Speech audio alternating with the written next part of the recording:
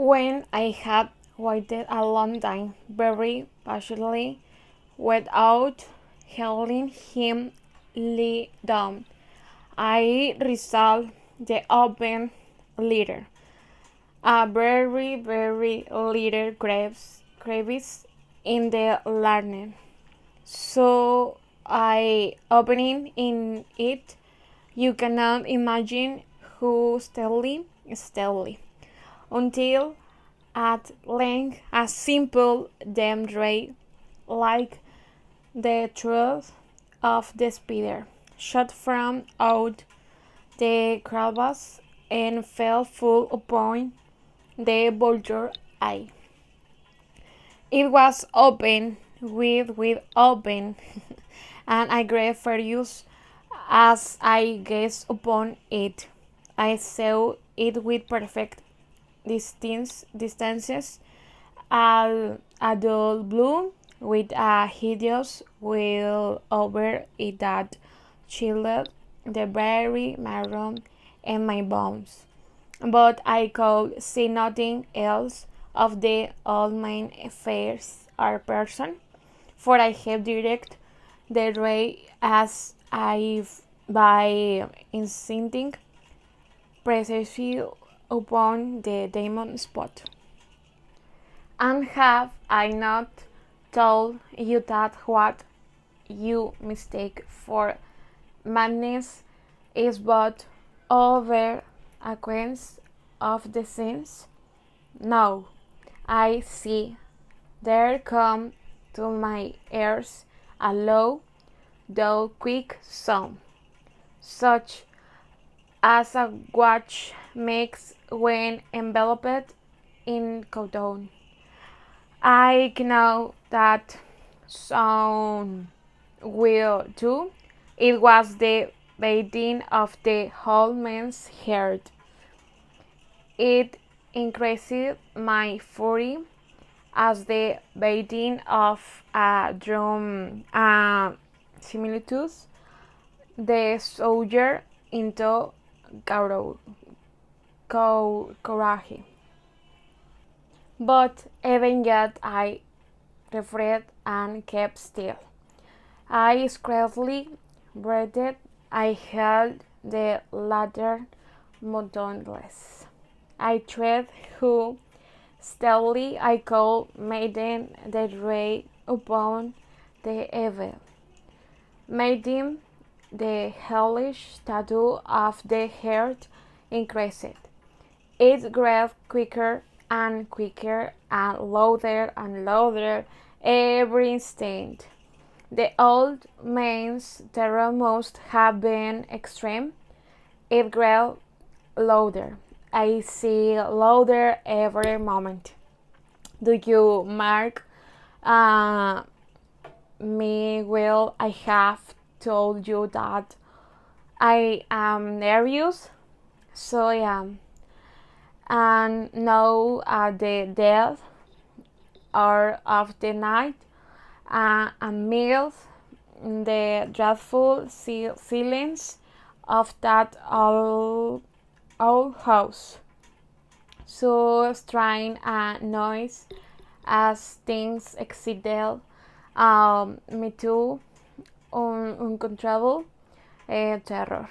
Yet, for some minutes longer I refrained and stood still, but the beating grew louder.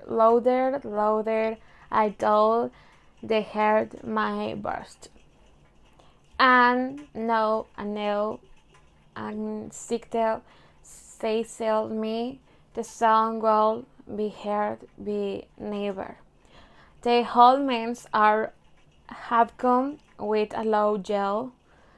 It threw opened the lantern and leaped into the room. He screamed was only. In an insist, I dragged him on the floor and pulled the heavy veil over him. I then smiled gaily to find the thing so far done. But mm, for many minutes. The heart beat on with a muffled sound. This, oh, however, did not vex me. It would not be heard through the well. At length it ceased. The old man was dead. I removed the bed and examined the corpus. Yes, he was stone dead. I placed my head upon the heart and held it there many minutes. There was no pulsation. He was stone dead. His heavy gold troubled me no more. If still you think my maid, you will think so no longer when I describe the whistle precaution I took for the concealment of the body. The night waned, and I woke in hastily, but in silence. First of all, I dismembered the corpus. I cut off the head and the arms and the legs. I then took up 3 planks from the flooring of the chamber and deposited at bitumen the scandalings. I then replaced the brooms so carefully, so cunningly, that no human eye, not even his, could have detected anything wrong. There was nothing to wash out, no stain of any kind, no blood spot wherever I had been to worry from that. Dove had caught all. When I had made an end of these labors, it was 4 o'clock, still dark as midnight. As the bell sounded the hour, there come knocking at the straight door. I went down to open it with a light heart, for what had I now to fear? There entered 3 men who introduced themselves with perfect suavity as officers of the police. A shriek had been heard by a neighbor during the night. Suspicion of foul play had been aroused. Information had been moved at the police office, and the officer had been deputed to search to promise. I smiled, for what had I to fear? I bade the gentleman welcome. The switch, I said, was my own in a dream. The old man I mentioned was absent in the country. I took my visitors all over the house. I bade them search well. I led them all at length to his chamber. I saw these treasures security undisturbed in the enthusiasm of my confidence. I brought Charles into the room and desire them here to rest from their fatigues, will I myself, in the will audacity of my perfect triumph, placed my onset upon the very spot beneath which reposed the corpus of the victim. The officers were satisfied.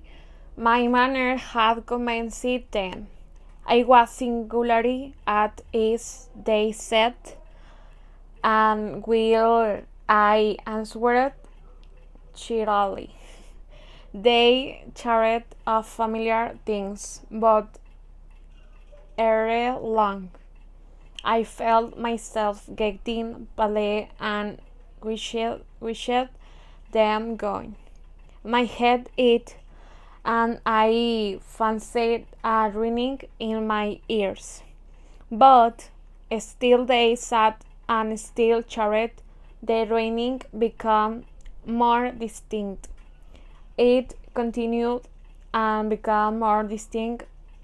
I talked more freely to get rid of the feeling, but it continued and gained deafness until at length I found that the noise was not waiting my ears.